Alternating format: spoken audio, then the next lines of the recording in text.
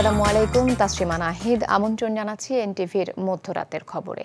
বিকাশে কম খরচে ক্যাশ আউটের লিমিট বেড়ে 50,000, প্রিয় এজেন্টও 2টা। অবশেষে বৃষ্টি নামল ঢাকা, চট্টগ্রাম সহ দেশের বিভিন্ন স্থানে। তাপপ্রবাহে ওষ্ঠাগত এসব অঞ্চলের মানুষ এতে কিছুটা স্বস্তি পেয়েছে। এদিকে বৃহস্পতিবার রাতে যাত্রাবাড়ি ও পুরান ঢাকার কয়েকটি এলাকায় এক পশলা বৃষ্টি হয়েছে। সামান্য সময়ের এই বৃষ্টি স্বস্তি নিয়ে এলেও বেশিক্ষণ স্থায়ী না হওয়ায় অনেকেই হতাশ হয়েছেন। এরপর মধ্যরাতে রাজধানীর অনেক এলাকায় বৃষ্টি হচ্ছে। বিস্তারিত জানাচ্ছেন আবির আহমেদ। একটানা দীর্ঘ তাপপ্রবাহের পর বৃষ্টির দেখা পেল উত্তপ্ত নগর ঢাকা। ঢাকাবাসীর উষ্ণ দিনের আপাত অবসান ঘটিয়ে সাময়িক এই বৃষ্টি এনেছিল কিছুটা স্বস্তির সময়। বৃহস্পতিবার রাতে রাজধানী সূত্রাপুর, শনিয়াকড়া সহ পুরান ঢাকার বেশ কিছু এলাকায় বৃষ্টি নামে। যদিও অল্পই বৃষ্টি ছিল স্বল্প সময়। এদিকে বৃহস্পতিবার দিনভর চট্টগ্রাম বিভাগের জেলাগুলোতে বজ্রসহ বৃষ্টিপাতে কিছুটা স্বস্তি নেমেছে জনজীবনে। কোথাও কোথাও থেমে থেমে বৃষ্টি হয়েছে ঘণ্টাব্যাপী। দীর্ঘ অপেক্ষার পর বৃষ্টি যেন স্বস্তির সান্ত্বনা দিয়েছে এসব অঞ্চলের মানুষকে।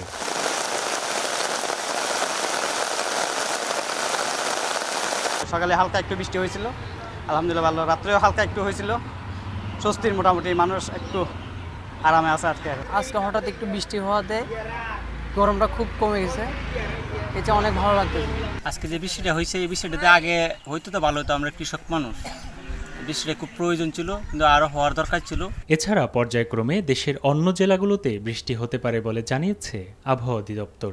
ঢাকার যে তাপপ্রবাহ, আজকেও ঢাকাতে তাপপ্রবাহ আছে। আমরা আশা করছি যে এটা আজকে এবং আগামীকালকেও ঢাকাতে তাপপ্রবাহ থাকবে। এটা এমন হতে পারে 5 তারিখের পরে গিয়ে এই তাপপ্রবাহটা মৃদু আকার ধারণ করতে পারে, অথবা ঢাকাতে 5 তারিখের পরে তাপপ্রবাহ নাও থাকার সম্ভাবনা রয়েছে। আবির আহমেদ, এনটিভি নিউজ, ঢাকা। দর্শক, এ বিষয়ে জানতে যাচ্ছি রাজধানীর হাতিরঝিল এলাকায়। সেখানে আছেন স্টাফ করেসপন্ডেন্ট আবির আহমেদ। আবির, বৃষ্টির তীব্রতা কেমন দেখছেন আপনি? আসলে বৃষ্টির তীব্রতার উপরই তো তাপমাত্রা কমার একটা সম্ভাবনা বিরাজ করছে। বিকাশে কম খরচে ক্যাশ আউটের লিমিট বেড়ে 50,000, প্রিয় এজেন্টও 2টা। তাসরিমা, আপনি জানেন যে তীব্র দাবদাহে গত 2 সপ্তাহ বা তারও বেশি সময় ধরে কিন্তু জনজীবন অস্থির ছিল।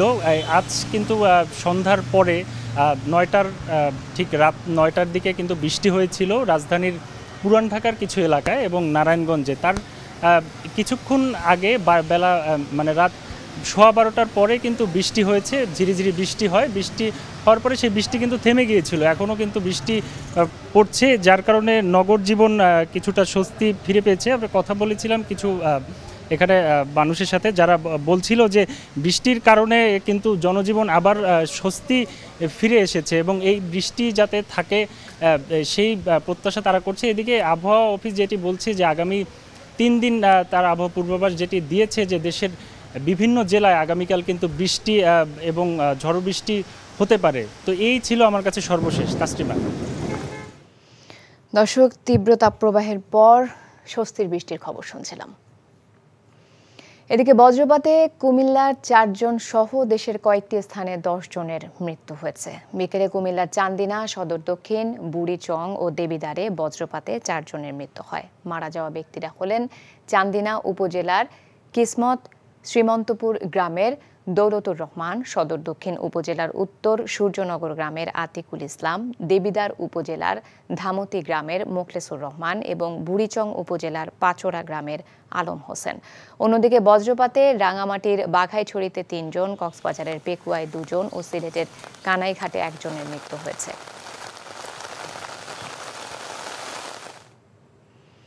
যুক্তরাষ্ট্রে যেভাবে আন্দোলন দমানো হচ্ছে, বাংলাদেশের সরকার উৎখাতের আন্দোলন হলে সেভাবেই দমানোর জন্য পুলিশকে নির্দেশ দেয়া হবে বলে জানিয়েছেন প্রধানমন্ত্রী শেখ হাসিনা। বৃহস্পতিবার গণভবনে সংবাদ সম্মেলনে তিনি এ কথা জানান। বাম রাজনীতিকরা সরকার উৎখাত করতে চায় উল্লেখ করে শেখ হাসিনা প্রশ্ন রাখেন, তাকে সরিয়ে কাকে ক্ষমতায় আনতে চান। নজরানা চৌধুরী রিপোর্ট। ইউএন এসকেপের ৮০তম সম্মেলন ও থাইল্যান্ডের প্রধানমন্ত্রীর আমন্ত্রণে প্রধানমন্ত্রী শেখ হাসিনা গত ২৪ এপ্রিল থেকে ২৯ এপ্রিল পর্যন্ত থাইল্যান্ড সফর করেন। সফরে থাইল্যান্ডের রাজা এবং প্রধানমন্ত্রীর সাথে পৃথকভাবে বৈঠক করেন তিনি। সফরের বিস্তারিত তুলে ধরতে বৃহস্পতিবার গণভবনে এক সংবাদ সম্মেলন করেন সরকার প্রধান। বলেন, আঞ্চলিক সহযোগিতা বাড়ানোর ক্ষেত্রে এই সফর গুরুত্বপূর্ণ ভূমিকা রাখবে। দুই দেশে ব্যবসা বাণিজ্য এবং অভিজ্ঞতা বিনিময়ের একটা ভালো সুযোগ সৃষ্টি হয়েছে, যেটা ভবিষ্যতে আর্থসামাজিক ক্ষেত্রে কাজে লাগবে। সফরের বিভিন্ন বিষয়ের পাশাপাশি সংবাদ সম্মেলনে উঠে আসে সাম্প্রতিক নানা ইস্যু। ফিলিস্তিন ইস্যুতে মার্কিন যুক্তরাষ্ট্রের বিশ্ববিদ্যালয়গুলোতে যে আন্দোলন চলছে তাতে মানবাধিকারের লঙ্ঘন ঘটছে বলেও উল্লেখ করেন প্রধানমন্ত্রী শেখ হাসিনা। ৯০০ ছাত্র, প্রফেসর থেকে শুরু করে সব গ্রেপ্তার হয়েছে এই আন্দোলন করার জন্য একমাত্র আমেরিকায়। আর এটা নাকি গণতন্ত্রের একটা অংশ, সেটা আমাদের শুনতে হয়। যেভাবে একজন প্রফেসরকে দাবড়ে ধরে মাটিতে ফেলে গ্রেপ্তার করা হলো, হ্যান্ডকাপ পরানো হলো, অবশ্য আবার তাদের কাছে আমাদের মানবাধিকারের কথাও শুনতে, সবক নিতে হয়। অতি বাম ও অতি ডানপন্থীরা মিলে সরকার উৎখাতের চেষ্টা চালাচ্ছে। কয়েকদিন আগে প্রধানমন্ত্রীর এমন বক্তব্যের বিষয়ে জানতে চাইলে শেখ হাসিনা বলেন, বামেরা এখন তাদের আদর্শ থেকে ৯০ ডিগ্রি ঘুরে গেছেন। যারা অতি বাম আমরা সবসময় মনে করি তারা খুব প্রোগ্রেসিভ, গণমুখী দল ইত্যাদি ইত্যাদি, ঠিক আছে, তারা আমাকে উৎখাত করবে। পরবর্তীতে কে আসবে তাহলে? সেটাকে ঠিক করতে পেরেছে? সেটাই তো আমার প্রশ্ন। কারা আসবে? কে আসবে ক্ষমতায়? কে দেশের জন্য কাজ করবে? আমরা যদি আমেরিকার স্টাইলে আন্দোলন বা আমাদের পুলিশকে যদি বলে দিই যে আমেরিকা পুলিশ যেভাবে মানে আন্দোলন থামায় সেটা অনুসরণ করতে পারে, কারণ আমরা তো ধৈর্য ধরতে বলেছিলাম। সেই ২৮ অক্টোবরের কথা মনে আছে ২০২৩ সালের। আমি তো বলছিলাম পুলিশকে ধৈর্য ধরতে যে তাদেরকে পিটিয়ে হত্যা করেছে, মারছে। দেশের বাজার পরিস্থিতির বিষয়ে সরকার প্রধান বলেন, মূল্যস্ফীতির কারণে নির্দিষ্ট আয়ের মানুষের কষ্ট হচ্ছে, তবে বিশ্বজুড়েই এই পরিস্থিতি বিদ্যমান উল্লেখ করে শেখ হাসিনা বলেন, দেশের কিছু অসাধু ব্যবসায়ী আছেন যারা এই সুযোগ কাজে লাগিয়ে অবৈধ ফায়দা নিতে চায়। আন্দোলনের নামে যখন আপনি মানুষকে সম্পৃক্ত করতে পারেন না, তখন তো ষড়যন্ত্রটাই স্থান পায়। তো সেই ক্ষেত্রে কিছু কিছু তো চক্রান্ত হয়, চেষ্টা করা হয়। আর কিছু আছে ব্যবসায়ী অধিক মুনাফার লোভেও এই ধরনের ঘটনা ঘটায়। কারসাজি করে, এটা ঠিকই, হোর্ডিং করে রাখে, মজুত করে রাখে, নষ্ট হয়ে যায়, পচে যায়, তারপরেও দেখা যাচ্ছে মজুত করে রেখে কৃত্রিমভাবে দাম বাড়ানোর একটা চেষ্টা করে। এ বিষয়টা কিন্তু আমাদের নজরে এসেছে। যেসব রাজনৈতিক দল নির্বাচন বর্জন করছে তাদের জয়ের সম্ভাবনা নেই বলেই তারা এই সিদ্ধান্ত নিয়েছে। সেটা হলো বাস্তবতা। নজরানা চৌধুরী, এনটিভি নিউজ, ঢাকা। দ্বাদশ জাতীয় সংসদ নির্বাচনের দ্বিতীয় অধিবেশনে প্রধানমন্ত্রী ও মন্ত্রীদের জন্য মোট ৯৪০টি প্রশ্ন পাওয়া গেছে বলে জানিয়েছে জাতীয় সংসদ সচিবালয়। এর মধ্যে প্রধানমন্ত্রীর জন্য ৩৮টি ও মন্ত্রীর জন্য ৯০২টি প্রশ্ন পাওয়া গেছে। বৃহস্পতিবার জাতীয় সংসদে দ্বাদশ জাতীয় সংসদের কার্য উপদেষ্টা কমিটির প্রথম বৈঠক শেষে এই তথ্য জানানো হয়। জাতীয় সংসদের speaker doctor Shirin Sharmin Chowdhury MP বৈঠকে সভাপতিত্ব করেন। এ সময় প্রধানমন্ত্রী শেখ হাসিনা, বিরোধী দলীয় নেতা জিএম কাদের সহ আরও অনেকে উপস্থিত ছিলেন। বৈঠকে দ্বাদশ জাতীয় সংসদের দ্বিতীয় অধিবেশনের কার্যাদি নিষ্পন্নের জন্য সময় বরাদ্দ ও অধিবেশনের স্থায়িত্বকাল নিয়ে আলোচনা হয়। আগামী ৯ মে দ্বিতীয় অধিবেশন সমাপ্ত করার সিদ্ধান্ত হয়। দেশে বেগম খালেদা জিয়ার পরিপূর্ণ চিকিৎসা সম্ভব নয় বলে জানিয়েছেন তার ব্যক্তিগত চিকিৎসক ও বিএনপির vice chairman doctor AZM Zahid Hossain. বৃহস্পতিবার রাতে এভার কেয়ার হাসপাতাল থেকে বেগম জিয়া বাসায় পৌঁছানোর পর সাংবাদিকদের তিনি একথা জানান। ডক্টর জাহিদ বলেন, যত দ্রুত বেগম জিয়াকে লিভার ট্রান্সপ্ল্যান্টের জন্য বিদেশে নেওয়া যাবে তত দ্রুত তিনি সুস্থ হয়ে উঠবেন। সাবেক এই প্রধানমন্ত্রীকে বিদেশ নিতে বারবার সরকারের কাছে আবেদন করলেও কোনো সাড়া পাওয়া যায়নি বলে জানান তার ব্যক্তিগত চিকিৎসক। এর আগে বুধবার রাতে পরীক্ষা নিরীক্ষা ও চিকিৎসার জন্য বেগম জিয়াকে এভার কেয়ার হাসপাতালে নেওয়া হয়। চিকিৎসার পর শারীরিক অবস্থার উন্নতি হলে বেগম জিয়াকে হাসপাতাল থেকে রিলিজ দেন চিকিৎসকরা। সুস্থ কর্মক্ষম হয়ে চলার জন্য যে চিকিৎসা প্রয়োজন সেটি তো এই দেশে দেওয়া যাচ্ছে না। বারবার পরিবারের পক্ষ থেকে আবেদন করা হয়েছে, কিন্তু কোনো আবেদনই ফলপ্রসূ হয়নি। ওনার লিভার ট্রান্সপ্লান্টেশন অথবা আর্টিফিশিয়াল লিভার রিপ্লেসমেন্টের জন্য যে ধরনের সুযোগ সুবিধা এবং চিকিৎসা প্রয়োজন তার কোনোটাই এই দেশে তো নেই, আশেপাশে অনেক জায়গায় নেই। পাবনার সুজানগর উপজেলায় 2 চেয়ারম্যান প্রার্থী সমর্থক ও পুলিশের সঙ্গে ত্রিমুখী সংঘর্ষে 2 জন গুলিবিদ্ধ সহ 10 জন আহত হয়েছেন। ঘটনাস্থল থেকে 3 জনকে দেশীয় অস্ত্রসহ আটক করেছে পুলিশ। বৃহস্পতিবার সন্ধ্যায় সুজানগরের ভাইনা ইউনিয়নের কালীর মোড়ে এ সংঘর্ষ হয়। পুলিশ জানায়, ঘটনাস্থলে উপজেলা চেয়ারম্যান ও আওয়ামী লীগের সাধারণ সম্পাদক শাহিনুজ্জামান শাহিনের সমর্থকরা দাঁড়িয়েছিলেন। এ সময় উপজেলা আওয়ামী লীগের সভাপতি আব্দুল ওহাবের এক সমর্থক শাহিনের এক সমর্থকের পায়ের ওপর দিয়ে মোটরসাইকেল তুলে দেন। এতে 2 গ্রুপের মধ্যে সংঘর্ষ হয়। এক পর্যায়ে ওহাবের সমর্থক ভাইনা ইউনিয়ন পরিষদ চেয়ারম্যান আমিন উদ্দিনের লোকজনের সঙ্গে শাহিনের সমর্থকদের ধাওয়া পাল্টা ধাওয়া শুরু হয়। পরে পুলিশের সঙ্গে তারা সংঘর্ষে জড়িয়ে পড়ে। এতে 2 জন গুলিবিদ্ধ সহ 10 জন আহত হন।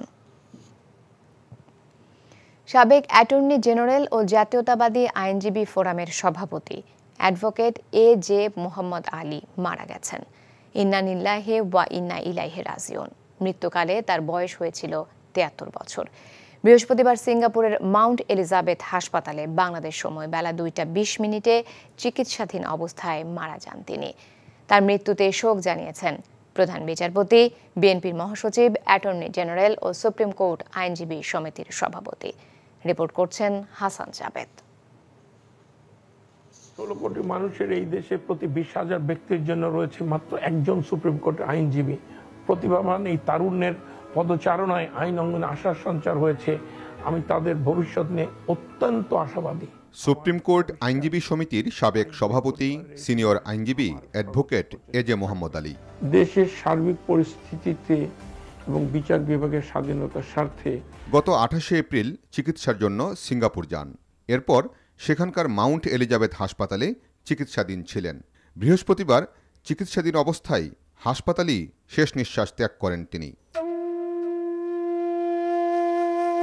শুক্রবার তার মরদেহ ঢাকায় পৌঁছাবে বলে জানিয়েছেন জাতীয়তাবাদী আইনজীবী ফোরামের মহাসচিব ব্যারিস্টার কায়সার কামাল। ওনাকে যেভাবে সমাদৃত করা হতো, এটা দলমত নির্বিশেষে ওনার একটা গ্রহণযোগ্যতা ছিল এবং ফেলো লয়ার্স যারা আছেন এবং জুনিয়র আইনজীবী যারা আছেন তাদের কাছে উনি ছিলেন একটা অনুকরণীয় দৃষ্টান্ত এবং ছাতার মতো ছিলেন উনি। এবং এই আইন অঙ্গনে উনি দলমত নির্বিশেষে যে কোনো মানুষের বিপদ আপদে সর্বদাই একজন নাম পাওয়া যেত, জনাব এ.জে. মোহাম্মদ আলী স্যারকে। সাবেক এই অ্যাটর্নি জেনারেলের মৃত্যুতে শোক জানিয়েছেন প্রধান বিচারপতি ওবায়দুল হাসান, বিএনপি মহাসচিব Mirza Fakhrul Islam Alamgir, attorney general A M. Amin Uddin ও সুপ্রিম কোর্ট আইনজীবী সমিতির সভাপতি ব্যারিস্টার মাহবুবউদ্দিন খোকন। বর্ণাঢ্য জীবনের অধিকারী এ.জে. মোহাম্মদ আলীর মৃত্যুতে আইনাঙ্গনে শোকের ছায়া নেমে এসেছে। আইন পেশায় তিনি যে অবদান রেখে গেছেন তা জাতি আজীবন ধারণ করবে বলেও মনে করছেন সিনিয়র আইনজীবীরা। উনার শূন্যতা পূরণ হওয়ার মতো নয়। তিনি আইন অঙ্গনের একজন নক্ষত্র ছিলেন। অনেক নতুন নতুন আইনের ব্যাখ্যা তিনি দাঁড় করিয়েছেন। মহামান্য সুপ্রিম কোর্ট থেকে শুরু করে হাইকোর্ট ডিভিশন এবং বাংলাদেশের সিভিল লর ক্ষেত্রে তিনি ছিলেন একজন দিকপাল। অতএব উনার এই মৃত্যুতে বাংলাদেশের আইন অঙ্গনের অপূরণীয় ক্ষতি হয়েছে। বাংলাদেশের প্রথম অ্যাটর্নি জেনারেল এম.এইচ. খন্দকারের ছেলে এ.জে. মোহাম্মদ আলী 2005 থেকে 2007 সাল পর্যন্ত বাংলাদেশের দ্বাদশ অ্যাটর্নি জেনারেল হিসেবে দায়িত্ব পালন করেন। বাংলাদেশ বার কাউন্সিলের নির্বাহী কমিটিরও দায়িত্ব পালন করেছেন তিনি। ছিলেন বিএনপি চেয়ারপারসনের উপদেষ্টা। আইনাঙ্গনের দিকপাল প্রবীণ এই আইনজীবীর কর্মময় জীবনের পরিসমাপ্তি হলেও তিনি বেঁচে থাকবেন তার কাজের মধ্য দিয়ে। Hasan Javed, NTV news, Dhaka. কক্সবাজারের উখিয়া সীমান্তের নাফ নদী থেকে ধরে নিয়ে যাওয়া 10 জেলেকে 36 ঘন্টা পর ছাড়ল মিয়ানমারের বিচ্ছিন্নতাবাদী সশস্ত্র গোষ্ঠী আরাকান আর্মির সদস্যরা। বৃহস্পতিবার রাতে বান্দরবানের নাইক্ষংছড়ির ঘুমধুম সীমান্ত দিয়ে জেলেদের ছাড়া হয় বলে জানান উখিয়ার ইউএনও তানভীর হোসেন। তিনি বলেন, তাদেরকে কোনো নির্যাতন করা হয়নি।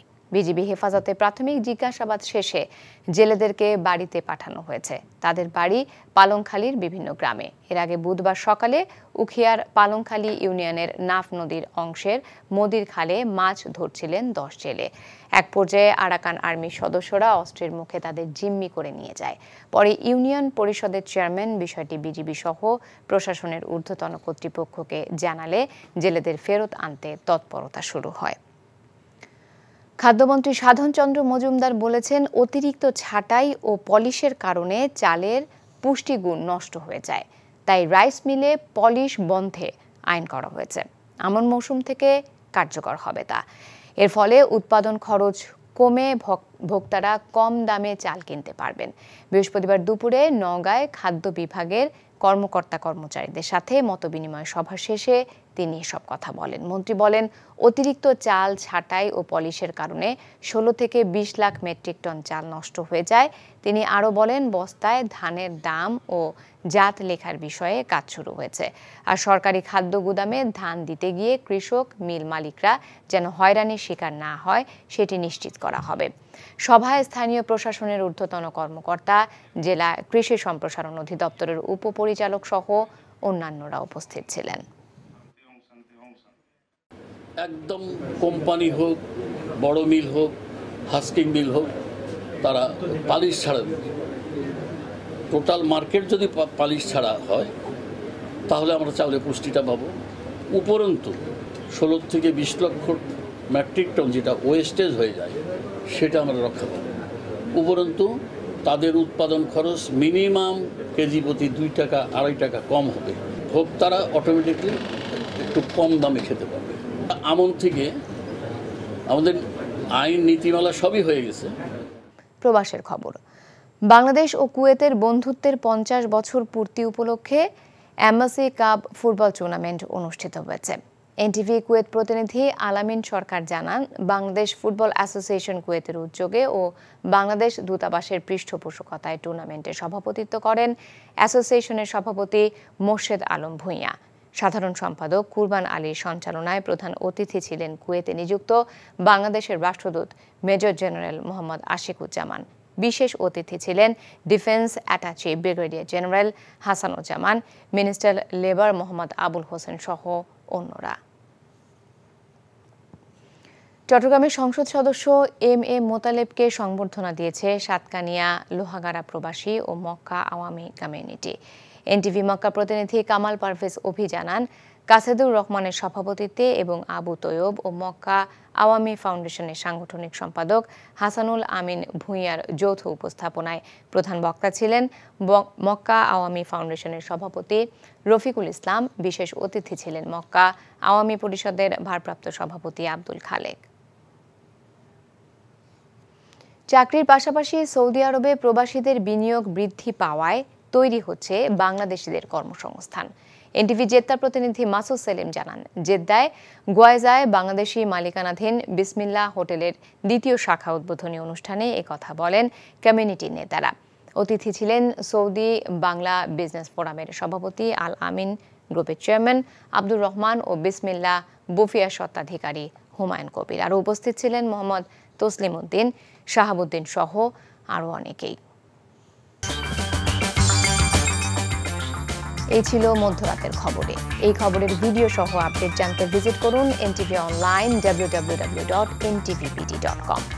এছাড়াও এনটিভির জনপ্রিয় সব অনুষ্ঠান ও খবরের আপডেট জানতে ভিজিট করুন আমাদের ইউটিউব ও ভেরিফাইড ফেসবুক পেজে। সকাল 7:30টায় সকালের খবর দেখার আমন্ত্রণ রইল। ধন্যবাদ সবাইকে।